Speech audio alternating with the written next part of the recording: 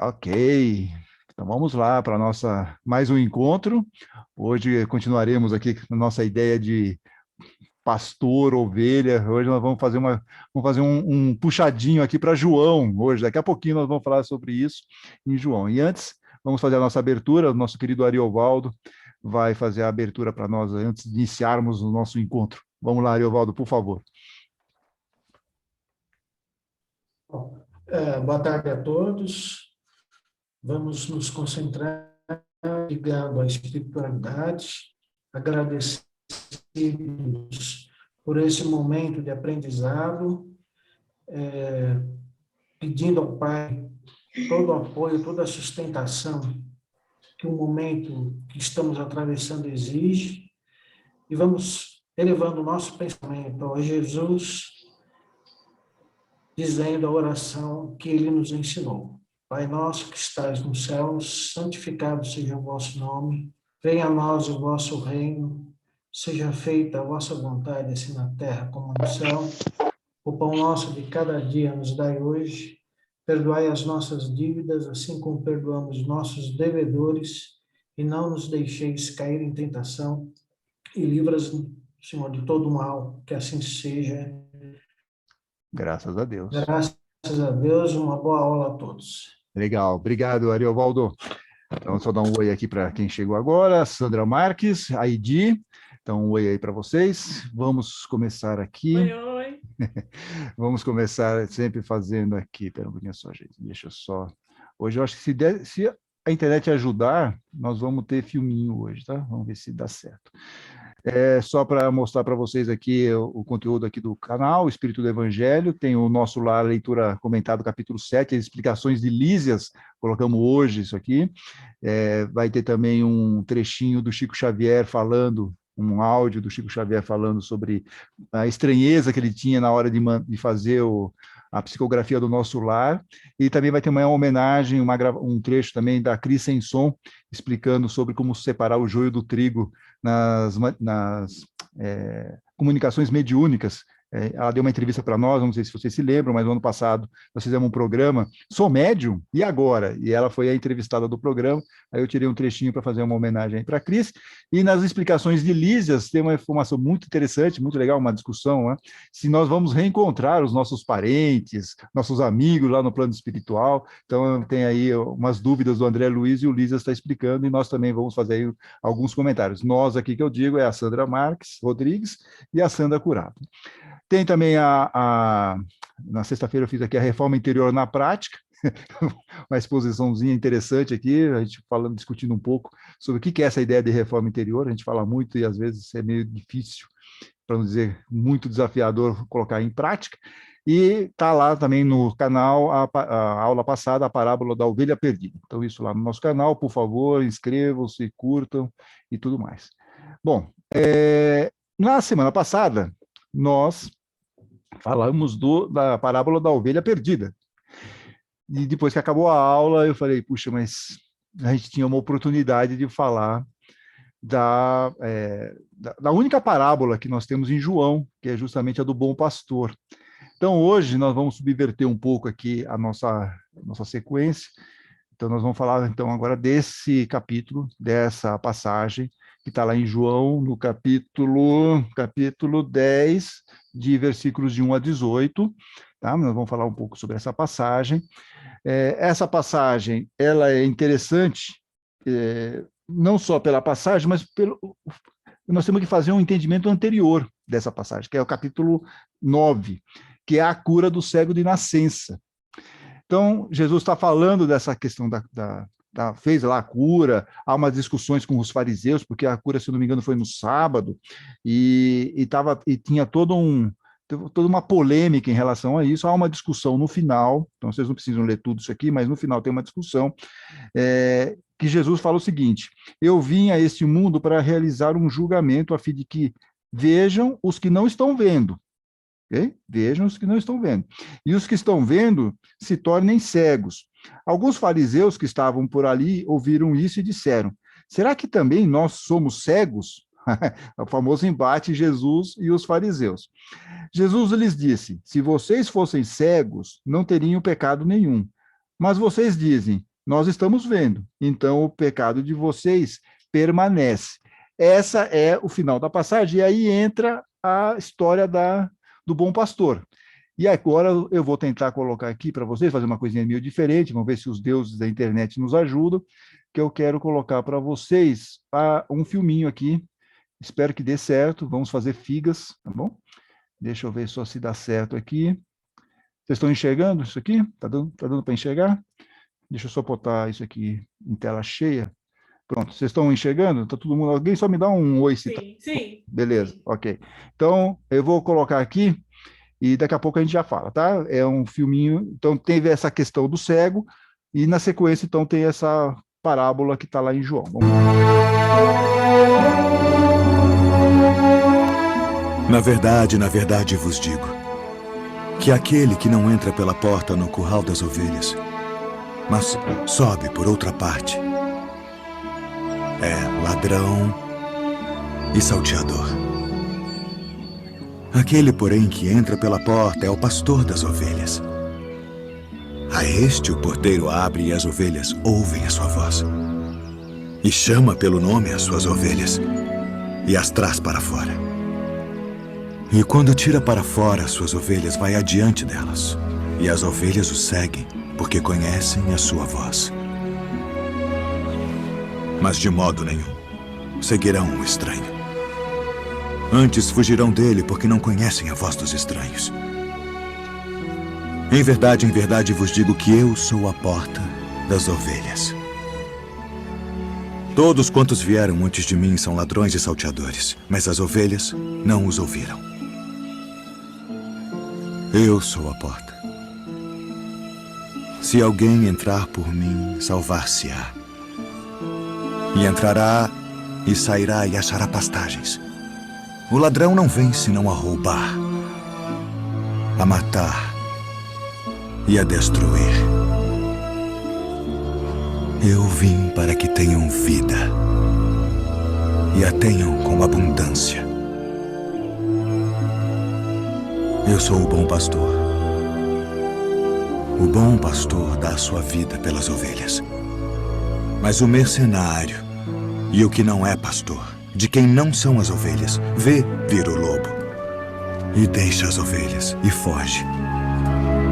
E o lobo as arrebata e dispersa as ovelhas. Ora, o mercenário foge porque é mercenário e não tem cuidado das ovelhas. Eu sou o bom pastor e conheço as minhas ovelhas, e das minhas sou conhecido. Assim como o Pai me conhece a mim, também eu conheço o Pai, e dou a minha vida pelas ovelhas. Ainda tem outras ovelhas que não são deste aprisco. Também me convém agregar estas, e elas ouvirão a minha voz. E haverá um rebanho e um pastor. Por isto o Pai me ama, porque dou a minha vida para tornar a tomá-la.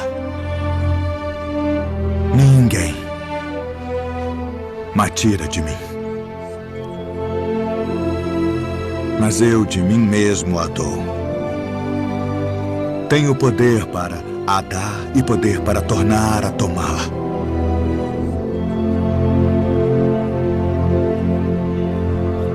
Este mandamento recebi de meu Pai.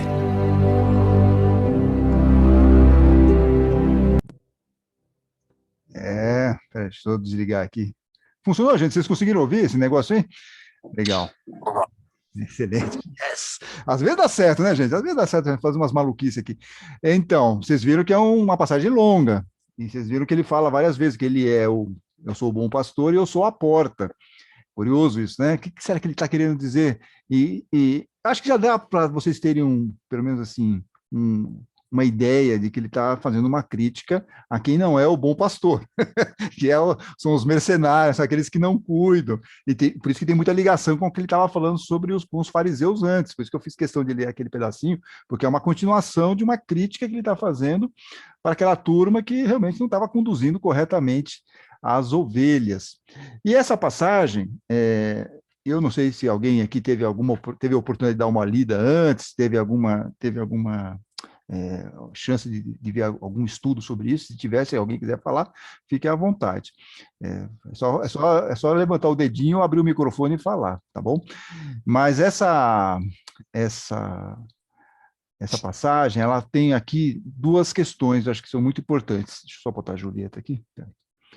Tem duas questões importantes. Primeiro, ele falando que ele é a porta. Ele é a porta. Interessante, né? Ele fala várias vezes, eu sou a porta.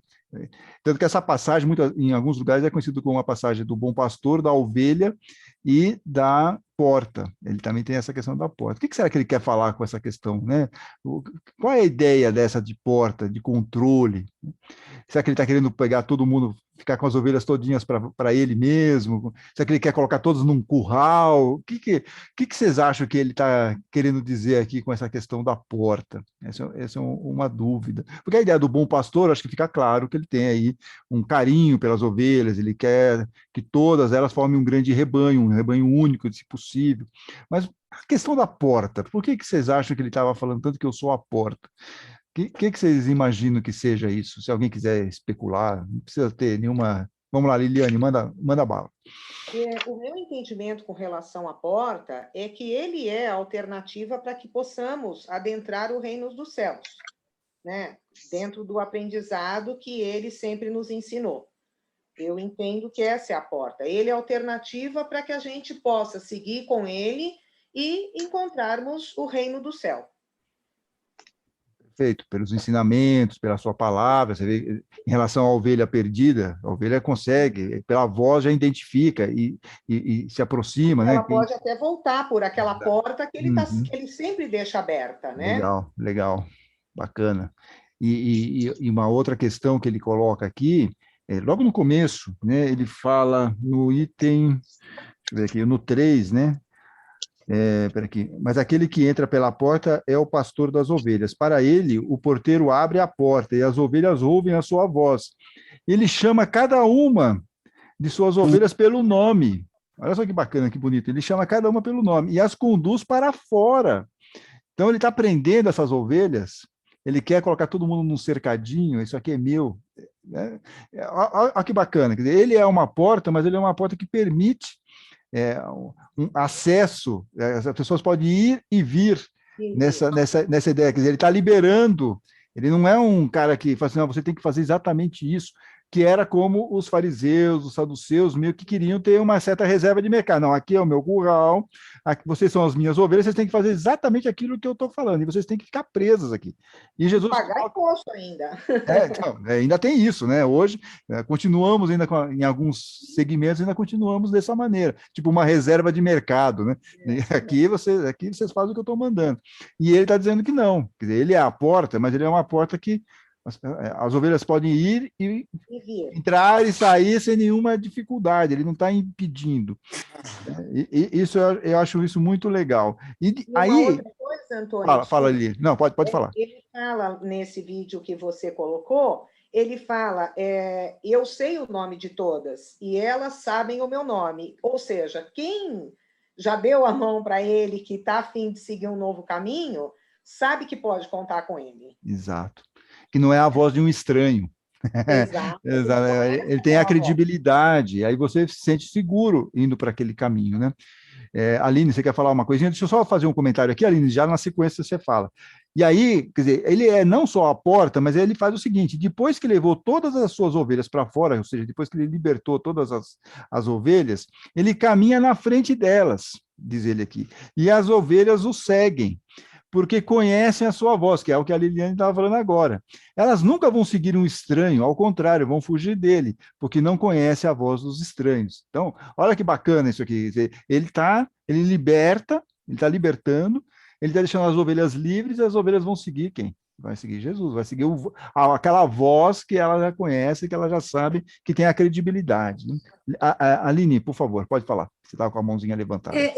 Exato, eu ia mesmo falar exatamente essas duas coisinhas aí que você falou, porque... Desculpa, Aline. Tem uma característica... Sincronicidade aqui, né? Sincronicidade. Tem uma característica dos animais, das ovelhas, que elas realmente reconhecem a voz do pastor, isso é uma característica do animal, então elas podem estar no rebanho, elas sabem entre elas quem elas são, tem essa questão também assim física, como se diz, acontece, né? Elas se reconhecem entre elas.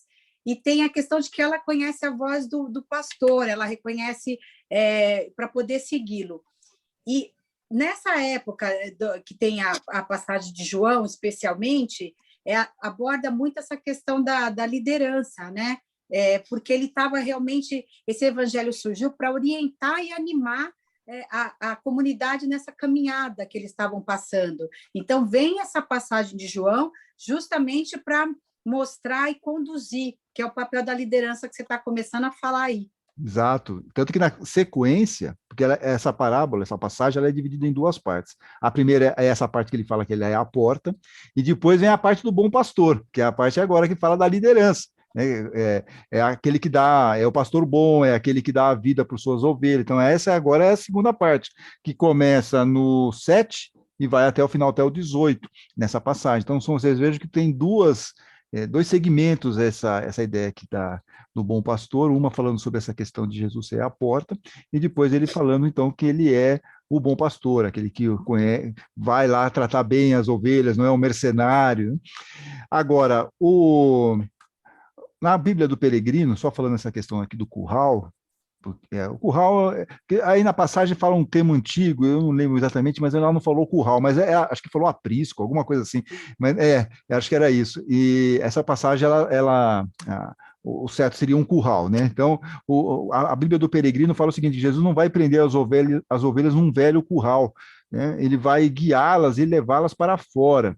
E nós vemos isso aí no versículo 4, depois que levou todas as suas ovelhas para fora, ele caminha na frente delas. Então, a Bíblia do Peregrino tenta reforçar um pouco esse conceito aqui. Agora, essa segunda parte, que é a parte que ele é o bom pastor, então agora vai começar aquela diferença com os fariseus. Agora a coisa fica um pouco complicada, né? Porque ele começa agora a dizer que eles são o quê? Eles são mercenários, são ladrões. Olha só como ele, né? Ele não está falando literalmente, ele não está falando, vocês fariseus são ladrões e mercenários. Não estão, mas ele está lá mostrando que há uma diferença de conduta. Aí que está a grande questão, né?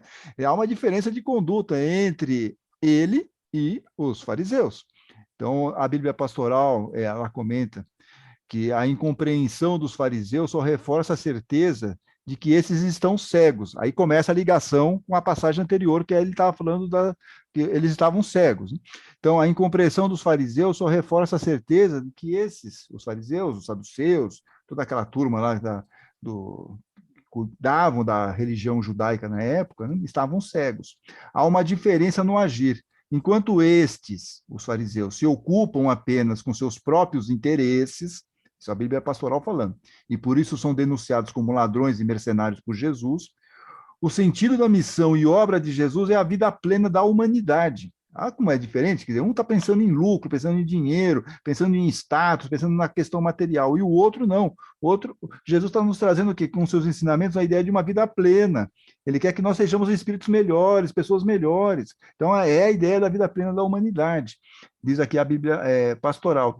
E é para isso que ele forma em torno de si uma comunidade de pessoas. Somos uma comunidade de pessoas aqui, estamos seguindo Jesus, aí, o Espiritismo e tal, mas somos uma comunidade. Por que nós estamos aqui? Essa reflexão eu achei muito legal. Então, ele forma em torno de si uma comunidade de pessoas que ouvem a sua voz e têm certeza de que ele age como um bom pastor. E aí, o que acontece? Quando nós temos essa certeza, como nós estamos aqui toda quarta-feira, sempre reunidos, falando aqui, estudando um pouco sobre o Evangelho, aí nós vamos nos comprometer com esse projeto que Jesus trouxe. Olha que bacana! Mas é um projeto que não é a criação de uma igreja. Isso aqui não é uma igreja, onde nós estamos não é. Nós estamos aqui reunidos, discutindo e estudando juntos, e tentando aplicar em nossas vidas tudo isso que nós estamos aprendendo. Porque é totalmente diferente de você pegar isso e falar, não, agora você tem que seguir os rituais, agora você tem que ter a sua carteirinha de sócio aqui daí, desse local, dessa comunidade, enfim. Não é isso que Jesus está nos colocando. Ele não queria nos colocar em um curral, ele queria nos dar o quê? As informações para que nós sejamos o quê? Ovelhas livres, e possamos continuar seguindo a voz dele, sabendo quais são os parâmetros. Eu até brinquei na exposição de sexta-feira, falando que às vezes a gente fica meio perdido na nossa caminhada, mas quem é o nosso GPS espiritual? É Jesus. A gente está perdido, a gente pega o nosso GPS lá, né? Pega lá o Waze, mas quem é o nosso Waze espiritual? É Jesus. Então, se a gente está meio perdido, sigamos a voz do pastor, sigamos a voz do nosso Waze aqui espiritual, que é Jesus. Então, é essa a ideia, porque nós estamos comprometidos, para nós faz sentido aquilo, nós sabemos quem é o nosso bom pastor. Isso eu acho bem rico. Agora, o Pedro Lima Vasconcelos, a gente já entrevistou no podcast, o cara é uma sumidade, entende muito dessa parte teológica, histórica da Bíblia, ele foi o tradutor da parte de João na Bíblia Pastoral, e ele diz lá num livro que ele escreveu sobre o Evangelho de João, ele falou o seguinte, que as palavras fortes de Jesus indicam uma nova consciência e uma nova prática por parte de quem? Como cego, porque agora nós vamos fazer a ligação do cego, fica estranho isso, né? O que tem a ver cego com a palavra? Então agora ele fala, é uma nova prática por parte de quem, como cego, se abriu para ouvir a voz do bom pastor e descobriu nele a luz. Então ele estava cego, mas a partir do ensinamento de Jesus ele se abre e enxerga a luz. Achei muito bacana essa sacada aqui do Pedro Lima Vasconcelos. Quem prefere a comodidade das instituições, dos ritos, diz ele aqui, aquilo que a gente acabou de falar, né, que era o que os fariseus, os sacerdotes ficavam muito preocupados, e que nós também vemos aí hoje, que tem muito essa questão litúrgica, achando que isso é a espiritualidade. Isso não é a espiritualidade, mas isso é a gente ficar dentro de um curralzinho lá, como ovelhas, né, quietinhas e aceitando passivamente aquilo. O que ele está dizendo é o seguinte, quem prefere a comodidade das instituições, dos ritos, e a segurança do poder, não pode aceitar esse caminho. E aí o que ele tem? Qual a condição dessa pessoa? Que nem os fariseus, que o Jesus estava falando. Eles estão cegos. E muitas vezes nós ficamos cegos por uma parte da nossa vida, achando que essa representação física é onde nós estaremos assim conectados com a espiritualidade. Algum tempo atrás, aí, algumas semanas, nós vimos essas polêmicas, né? Aquelas coisas que acontecem, né? Que a gente não imagina. Como que surgem esses debates aqui? No meio de uma pandemia, a situação pegando fogo, nós temos que ter liberação de cultos presenciais. Por quê? Por que nós temos que ter culto presencial no meio de uma pandemia? Porque tem que ter a conexão com a religiosidade. Gente, tá vendo? Esse é o curral. Não, a gente não precisa, não tem esse sentido. A gente tem a nossa religiosidade, nós podemos fazer o nosso contato com a espiritualidade, com os ensinos de Jesus em qualquer lugar. Não precisamos estar reunidos num lugar de cimento, pedra e tal, para falar, agora não, agora entrei na casa de Jesus, agora vou abraçar Jesus aqui.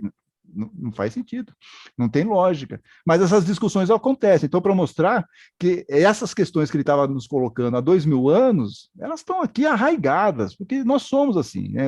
A humanidade ainda é muito materialista, ainda tem esse entendimento da religião mais pelo lado do rito do que pelo lado realmente de você fazer a sua transformação moral, saber que Deus está dentro de você, tem a questão da espiritualidade interior, né? Você tem que cuidar disso, você tem que se transformar, você tem que ser uma pessoa melhor para você poder ascender espiritualmente. É isso que é o convite que Jesus nos faz aqui, o nosso bom pastor. Que mais eu tenho para falar para vocês? Alguém quer falar alguma coisa em relação a isso aí? Fiquem à vontade. Eu estou falando que nem um papagaio aqui, porque, enfim, um microfone, um expositor, você sabe que tem uma ligação aí fluídica. Né, Luiz? A gente não pode dar o microfone para o expositor. Mas se vocês quiserem fazer algum comentário, falem, porque eu vou fazer só uma provocaçãozinha aqui, que é o do Anselmo Grum. Só para terminar aqui, essa passagem, ele fala o seguinte, né? Quer dizer, tudo isso é muito técnico. Vamos pegar aqui, tudo isso é muito técnico, assim, muito fariseu, enfim, não tem um lado muito sensível, assim, para nós. O que a gente pode pegar? Como que a gente pode pegar por lado mais espiritual, né? Aí o Anselmo Grum diz o seguinte: Jesus se identifica como a porta. Ele é a porta que conduz ao nosso próprio âmago, ou seja, ao nosso próprio interior, né? Ele tem acesso ao nosso coração. Porque o nosso coração está cheio. Lembra daquela passagem lá em Marcos? Por que o nosso coração está cheio? Então, Jesus tem acesso ao nosso coração. É por meio de Jesus que entramos em contato com nós mesmos, diz aqui o Anselmo Grum, nesse livrinho aqui, Jesus, Porta para a Vida. Jesus, Porta para a Vida, do Anselmo Grum, só sobre o Evangelho de João, algumas passagens do Evangelho de João, que ele faz aqui um pensamento. Então, e o título dele é justamente essa questão da porta, a porta para a vida. Então, ele diz isso para nós. Quer dizer, então, veja como tem uma questão também interior. Quer dizer, nós estamos deixando Jesus entrar, Jesus está cuidando do nosso coração, nós estamos permitindo que aqui internamente não esteja menos bagunçado. Como é que está aqui para nós internamente isso? Jesus, já que Jesus, como ele diz aqui, tem acesso ao nosso coração, nós temos que tomar cuidado, temos que deixar Jesus entrar e dar uma limpadinha lá, né? Fazer aquela faxina, passar aquele Veja, passar aquela Cândida, fazer aquele mutirão de limpeza aqui para a gente. Isso leva tempo. Não é uma coisa que você vai conseguir resolver da noite para o dia, mas é um processo e a gente tem que estar sempre muito atento em relação a isso. Mas a provocação que ele faz, e antes de eu fazer a provocação, a Aline levantou a mão. Vamos lá, Aline.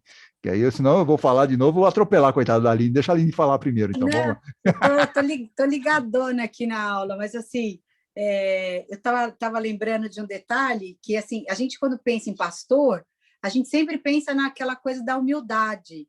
E, na verdade, assim, no Antigo Oriente, pastor era um título até de nobreza, porque era utilizado para conduzir, pastorear, era da ação de governar.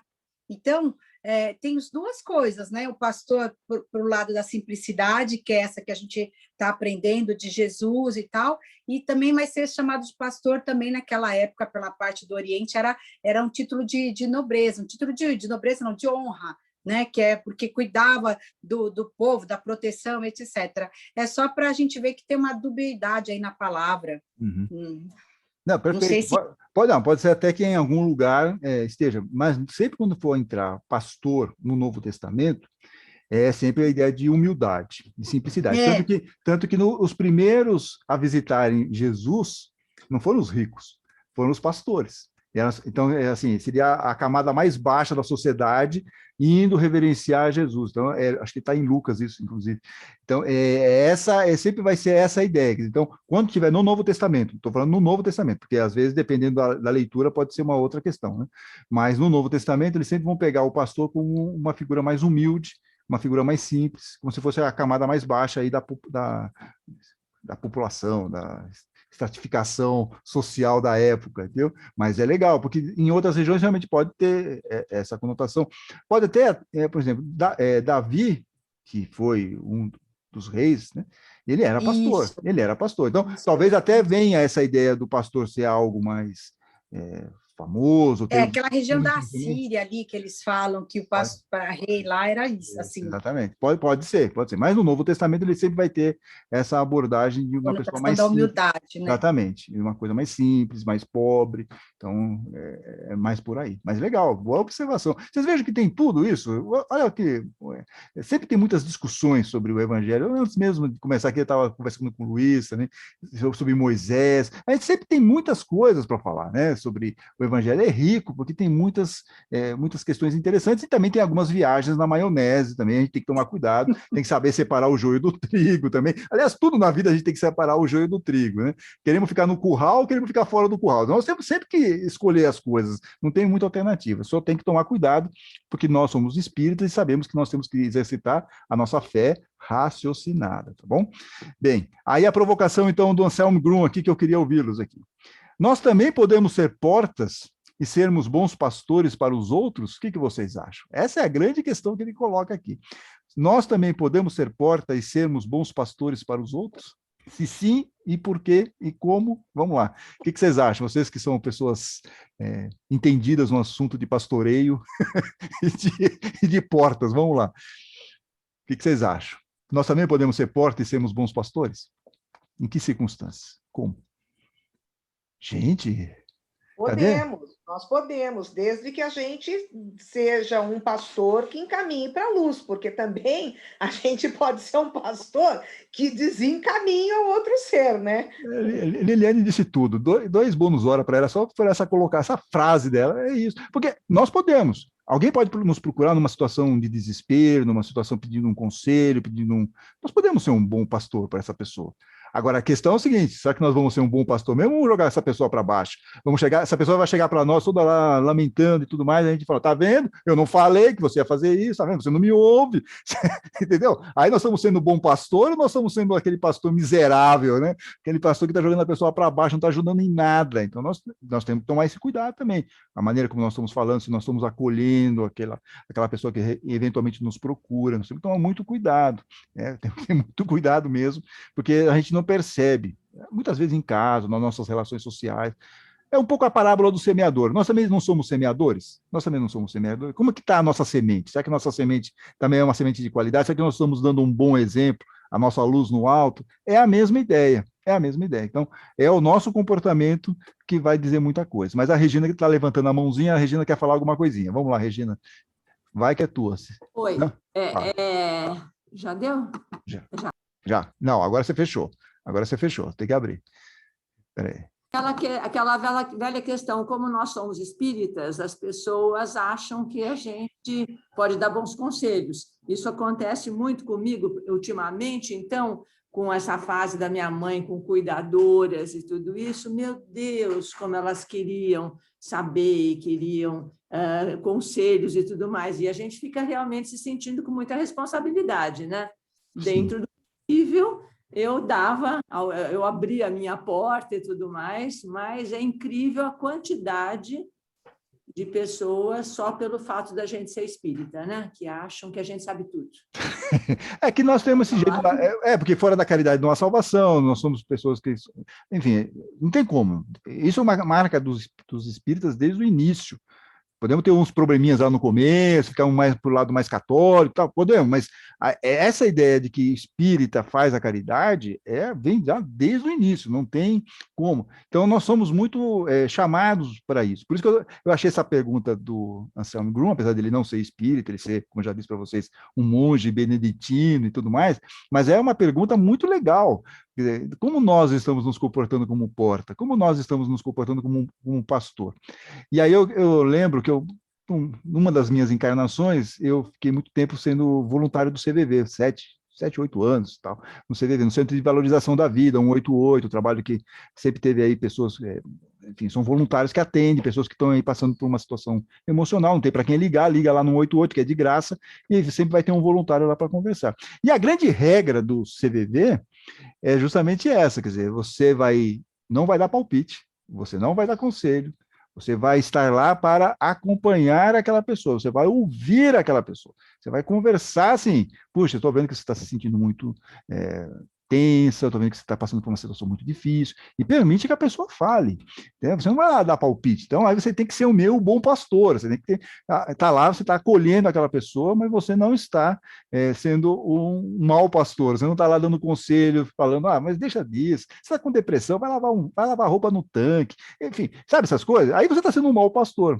mas quando você é um bom pastor, você está ouvindo, você está acolhendo aquela pessoa, você está respeitando a situação daquela pessoa, por mais que você internamente fala, puxa, eu se estivesse no lugar dessa pessoa, eu faria de outro jeito, mas você estaria desrespeitando aquele momento dela, e você está lá para ouvir. Então, eu acho que isso eu estou contando isso aqui para vocês, mas para vocês terem uma ideia de como é possível a gente, de repente, poder acolher, sem ficar dando palpite, sem ficar dando conselho, e podendo simplesmente estar lá pronto para ouvir, caso alguém precise aí da nossa ajuda, vamos chamar assim de conselho, né? Porque na verdade não é você dando um conselho, mas você está pronto para poder ouvir alguém que está precisando desabafar naquele momento, numa panela de pressão emocional, não tem ninguém para falar, porque se vai falar com alguém em casa vai dar briga, então é melhor falar com alguém que seja mais neutro, e nós de repente podemos ser essa pessoa mais neutra. Alguém ia falar alguma coisinha?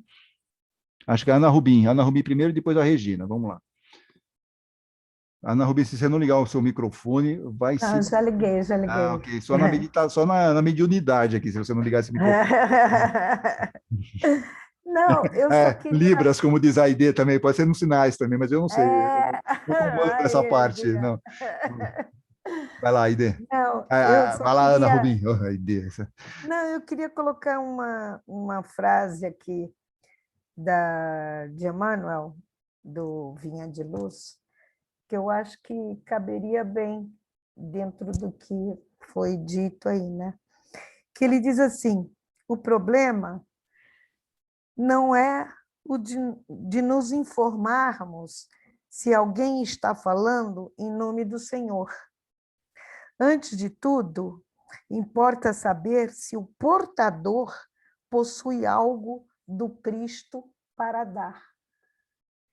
Então, no caso, seriam o bom encaminhamento, as boas palavras, sim. né? Aquele lado de luz, né? Sim. Que o outro, né, precisa, com toda compreensão, ele Perfeito, é isso mesmo. deveria dar. Não, legal, é bom, é isso mesmo. Por isso que é importante, gente, porque toda hora nós estamos sendo referência de alguma forma. Todas as vezes as pessoas não estão observando o nosso comportamento. Eu sei que é um pouco assustador isso, a gente acha que isso acontece no Big Brother, né? Mas não, a gente é observado o tempo todo, avaliado o tempo todo. Então, realmente, só pelo nosso exemplo, também a gente tem essa questão de ser o bom pastor ou, de repente, ser uma boa porta. Regina, vamos lá. A Regina está com a mãozinha. Isso. No meu caso, enfim, quando essas meninas, principalmente, que queriam saber e queriam falar dos problemas delas e tudo mais, uma coisa que eu notei, que além de eu escutar enfim, com alguma boa palavra tentar acalmá-las nas aflições delas, eu dizia que eu ia vibrar por elas e que eu ia pôr o nome delas nas listas de vibrações. Meu Deus, como isso era maravilhoso para essas pessoas que não conhecem o Espiritismo, mas que se sentem acolhidas e sabem que alguém vai rezar por elas.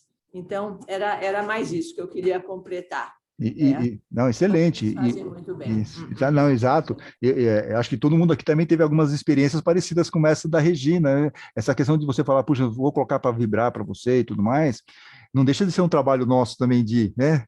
Poxa, todo mundo juntos, estamos um trabalho em conjunto, a nossa comunidade aqui vibrando, fazendo uma vibração, e isso as outras pessoas que não conhecem muito, eles se sentem acolhidos, porque, puxa, alguém está me dando atenção. Alguém está me ouvindo, ou está vendo que eu estou passando por uma situação difícil, está me oferecendo alguma coisa. Né? É um pouco assim, em Atos dos Apóstolos, Luiz, me corrija se eu estiver errado, acho que Atos dos Apóstolos, estava Pedro e João lá numa questão, o sujeito pediu comida, ele falou, eu não tenho como te dar comida, alguma coisa assim, eu não lembro direito. Mas aí Pedro, só pela palavra, mudou a situação do sujeito lá, conseguiu resolver. Não deu o que ele queria uma coisa material, mas... vamos lá, Luiz, se você lembrar, me ajuda que a minha memória é uma vaga lembrança. Dinheiro eu não tenho, mas eu posso fazer algo por você, alguma coisa assim. E aí ele fala lá, dá um passe, sei lá o que ele faz, depois eu passo para vocês direitinho lá, porque eu estou fazendo de cabeça aqui, mas eu sei que é emblemático, o sujeito queria algo material, estava lá numa sessão, o cara não tinha. Mas ele só pelo fato de ele dar uma atenção e ter falado algo, e ter dado feito alguma atividade espiritual lá, puxa, resolveu. E é um pouco essa questão da vibração, porque às vezes a gente não tem muito o que fazer, a gente não tem como ir até um hospital, a gente não é médico, a gente não tem como resolver nada, a gente nós não somos, mas só pelo fato de nós nos colocarmos aqui, puxa, vamos tentar fazer alguma coisa, uma vibração, que custa uma vibração para cada um de nós? Né? Nada, é só para a gente projetar, pedir ajuda, de alguma forma, um amparo do plano espiritual. Cada um de nós pode fazer isso com muita tranquilidade e é um conforto para quem pede isso, e não espera uma atenção como essa. Né? Muito bem lembrado, Regina, muito bem lembrado.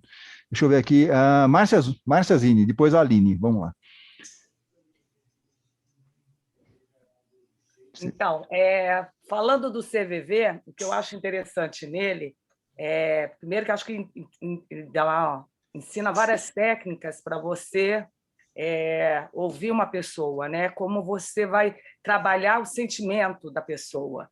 Né? Primeiro, não julgando, realmente você ouve, e você trabalha, o trabalho teu é tentar buscar na pessoa qual o sentimento que ela sente quando ela está falando aquilo, quando ela falou, você falou aquilo, o que você sentiu? Você trabalha com sentimento.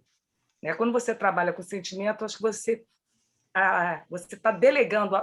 Primeiro, você se isenta, ninguém resolve o problema de ninguém, e não adianta. Às vezes a gente até pergunta, o que você acha? Mas não adianta o que o outro acha, é o que você acha que vai acabar imperando, né? Então, eu acho que é um ato de caridade, por quê? Porque você está deixando a pessoa, ela mesma, ela cuidar dela. Né? Às vezes a gente acha que pode cuidar de alguém, a gente nem consegue cuidar muito da gente. Exato. Então, E se conselho fosse bom, a gente, vamos combinar aqui, né? Nós cobraríamos, né? Sim, mas essa técnica, esse trabalho do CVV é bacana porque trabalha com sentimento. Exatamente. Então, a própria pessoa ela começa a se perceber. Né? Ela mesma, ela pode ser que ela desligue o telefone e se mate. Ok, né? Mas é uma decisão dela. É uma decisão dela, não é porque alguém falou que ela tem que fazer isso ou fazer aquilo. Nós somos responsáveis pelas nossas vidas, não adianta. Exatamente. Né? E normalmente... Saint-Exupéry já dizia, és responsável por aquilo que cativas, não é? Uma passagem famosa do Pequeno Príncipe. Sim, do Pequeno Príncipe. Isso, Pequeno Príncipe. Não, mas é assim, normalmente, quer dizer, quando a pessoa está ligando para lá, é isso que a Márcia falou, é praticamente o resumo do que é o trabalho do CVV.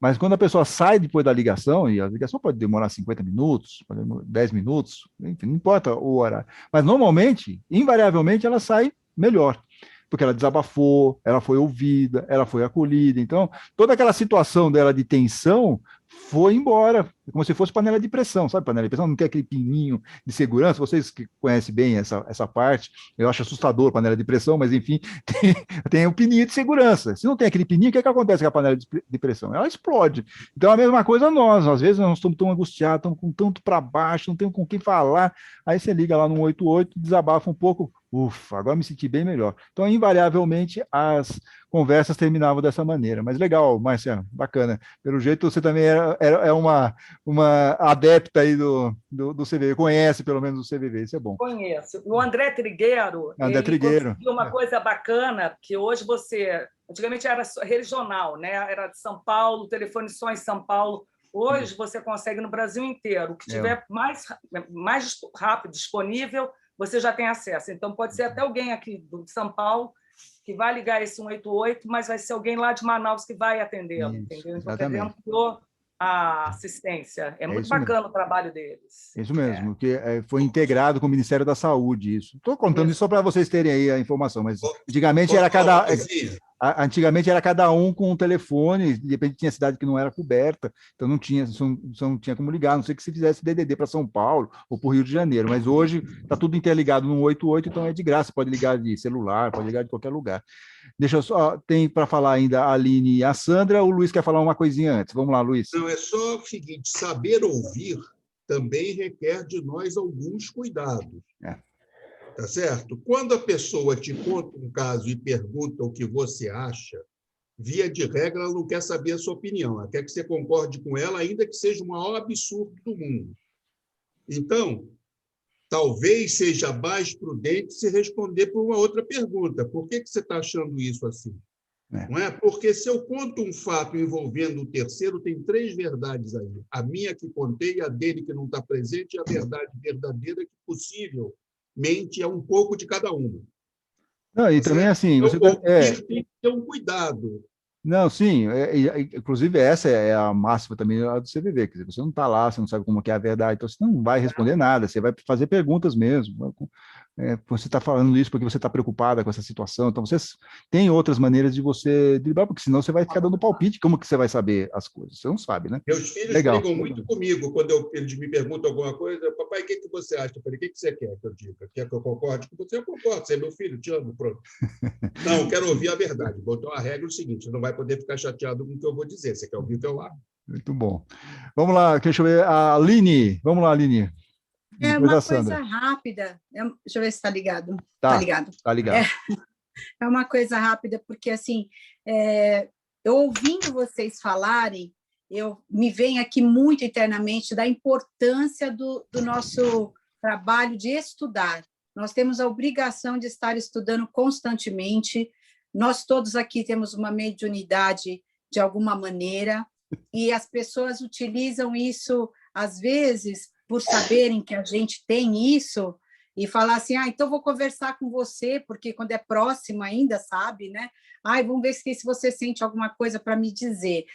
Se não sei o quê, sabe? Umas coisas assim acontecem. A gente tem que estar vigilante o tempo inteiro para não deixar que a nossa interpretação, ou pessoal, ou deixar que sejamos influenciados na hora de dar uma uma resposta para aquela pessoa e tentar ser o mais isento possível nisso tudo, né? É importante a gente saber que a gente é uma porta, porque a gente tem um trabalho de empatia, de se colocar no lugar do outro, e, como todas disseram, de resolver o problema do outro, não nos cabe essa decisão, né? A gente tem o trabalho de nos colocar no lugar do outro como ouvintes, e muito mais um trabalho de estar se segurando e saber o quanto que eu posso passar desse limite ou não, por conta de todas as mediunidades que eu tenho, e poder usar isso ou não usar isso. Então, assim, é importante, eu acho que entender isso. Temos isso, não podemos usar na hora errada, no local errado, ou de forma... E essa coisa do errado e do certo vai depender muito da questão de cada um. Mas eu acho que eu me fiz um pouco a entender, sim, que é não deixar essa mediunidade que a gente tem aflorar para se intrometer ou intervir nas decisões das pessoas, né? Eu falo isso de experiência própria, porque Perfeito. tenho isso e eu tenho que me policiar muito para que não possa interferir na vida das pessoas, não ter esse direito. Sim, é uma questão ética até. Eu só discordo de você falando que todos nós temos mediunidade. Eu sou uma pedra mediúnica, sou um ser pouco evoluído, né? Na verdade, vocês, eu sei que vocês são todos vocês, mas eu não participo dessa confraria aí, infelizmente, mas estamos aqui reunidos e agradeço que vocês estejam me aceitando de braços abertos aqui. Sou solidário a você, Antônio. Sou solidário a você. Inclusive, eu não quero ter nenhuma mediunidade. Eu sou espírito, eu acredito nos princípios, não quero ver nada, escrever nada, sentir nada. A Márcia Zini também. Eu Okay. acho que mediunidade não tem nada a ver com evolução. Quer dizer, é uma ferramenta, evolução, mas eu acho que a mediunidade que impera ainda hoje aqui, a maioria das pessoas, tirando uma Madre Teresa de Calcutá, né, um Gandhi, né, grandes líderes que deviam ter uma mediunidade nata deles mesmo, né, que eles conquistaram. O resto, eu acho que é tudo empréstimo. Eu acho que ninguém alcançou uma mediunidade de evolução. Pelo menos... E é uma ferramenta, você vai usar, né, você pode usar de uma forma errada, você pode ser um mercenário, como diz Jesus, pode ser um salteador usando sua mediunidade, e nós temos vários casos assim, um deles, inclusive, está preso. Né? Essa mediunidade que não é conquistada, ela fica mais suscetível a falhar nas missões dela, porque ela vira uma antena, né? E como não é uma coisa dela, construída por ela, é emprestada, ela fica muito propensa a sair do caminho. Sim, fica perfeito. mesmo. A Ana Rubim, só interrompendo um minutinho, assim, eu já vou passar para a Márcia, para Sandra Marques. A Márcia está falando, eu vou passar para a Sandra. Mas a Ana Rubim está colocando aqui a passagem, que é o que eu estava falando lá em Atos dos Apóstolos, que é a verdadeira esmola, no capítulo 3, ela está digitando aqui, se alguém tiver curiosidade, ela está colocando. Sandra Marques Rodrigues, vamos lá, o que você gostaria de falar para nós? Já vai encerrar aqui com praticamente a aula, a Sandra Marques, vamos lá.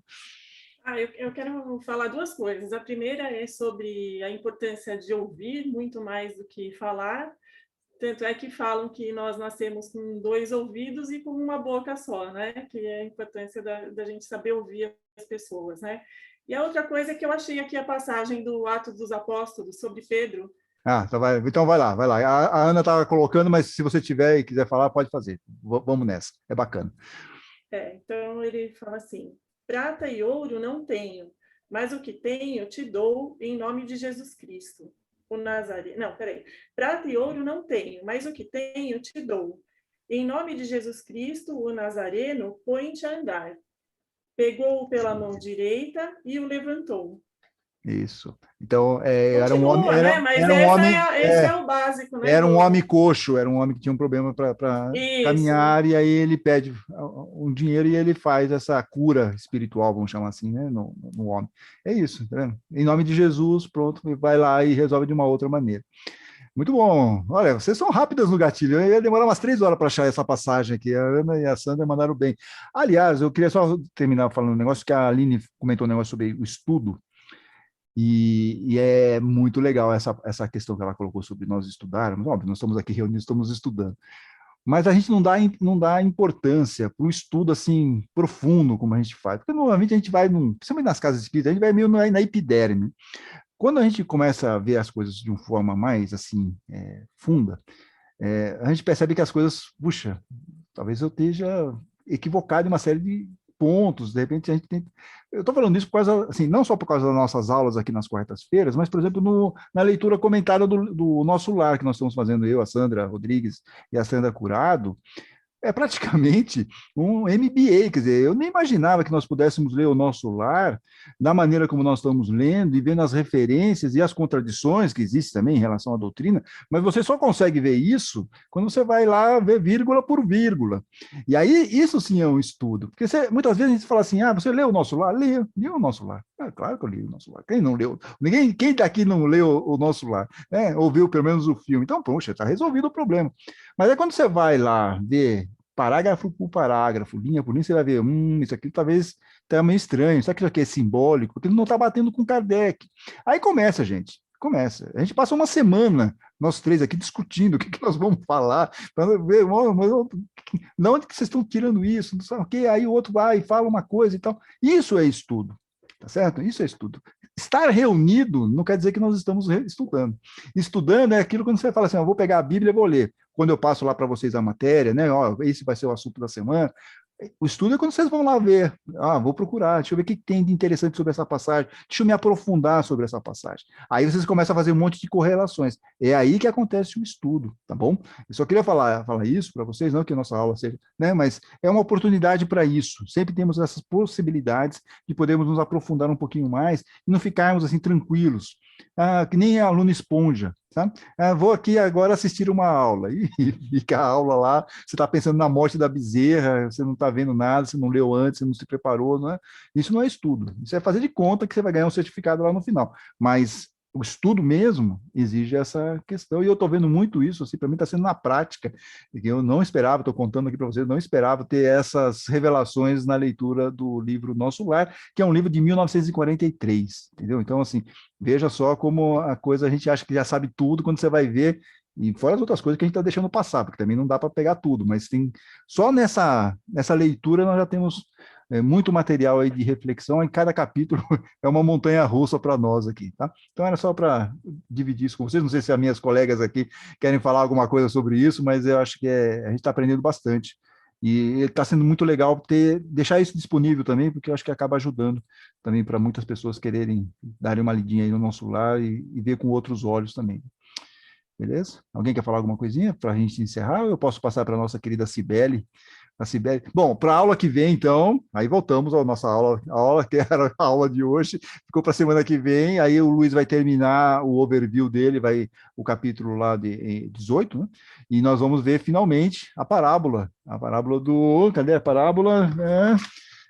Eu e os meus roteiros aqui, é a parábola do devedor implacável, então, tudo lá no 18, nós vamos terminar então o capítulo 18 semana que vem, Luiz terminando aqui falando sobre o perdão, um monte de assunto tranquilo semana que vem, tudo na mão do Luiz, tá, gente? Eu só vou entrar no devedor implacável, só isso, o Luiz resolve o resto, viu? Então vamos lá, Cibele, por favor, Cibele, cadê você, Cibele, microfone ligado, cadê a Cibele? Não estou vendo a Cibele, cadê você? Aqui, ok. Cibele, vamos ligar o microfone então e fazer o nosso encerramento, nossas vibrações finais aqui. Não sei. Não, peraí que eu... Agora ligou. Eu já estava correndo lá para ligar, vamos lá. Então, após essa nossa reflexão de hoje, queridos companheiros, dessa linda parábola do Bom Pastor, nós vamos vibrar pelo nosso planeta Terra, passando por um momento muito difícil, um momento que exige muita reflexão, e vamos vibrar pela cura do nosso planeta, pela cura da nossa humanidade nesse momento. Vamos vibrar pelo nosso país, pelo nosso Brasil, pedindo ao plano espiritual que nos ajude a passar por esse momento, que está sendo muito difícil aqui no nosso país, que ilumine os nossos dirigentes, ilumine todos os cientistas e médicos que estão se esforçando tanto para encontrar vacinas, medicamentos que possam nos ajudar nesse momento. Vamos vibrar por todas as pessoas necessitadas, as pessoas que estão nos abrigos, os idosos, as crianças, os que estão morando na rua e o que infelizmente hoje estão passando fome e estão sem trabalho. que o plano espiritual possa vir socorrê-los, iluminá-los, orientá-los num caminho que possa ajudá-los. Vamos vibrar a todos que estão partindo para o mundo espiritual nesse momento, que eles sejam acolhidos com muito amor e muito carinho neste momento. Vamos vibrar, vamos pedir licença para vibrarmos por nós mesmos, pelas nossas famílias, pelos nossos amigos, pedindo muita proteção nesse momento. E assim, queridos amigos, neste momento, vamos agradecer a oportunidade que temos tido, que tem sido nos oferecido por essas pessoas maravilhosas da Seara Bendita, que têm nos acompanhado há mais de um ano nessa nossa evolução espiritual. Que eles sejam também abençoados nesse momento. Vamos vibrar para que todos tenham paz, serenidade e paciência, para que possamos sair desse momento difícil, agradecendo ao plano espiritual toda a ajuda, toda a proteção, esperando estarmos novamente reunidos na próxima semana. Que assim seja, graças a Deus. Graças a Deus. Muito obrigado, Cibele, muito obrigado a presença de todos aqui. Então, semana que vem, se Deus quiser, estaremos de volta para continuarmos aqui as parábolas. Gente, um abraço.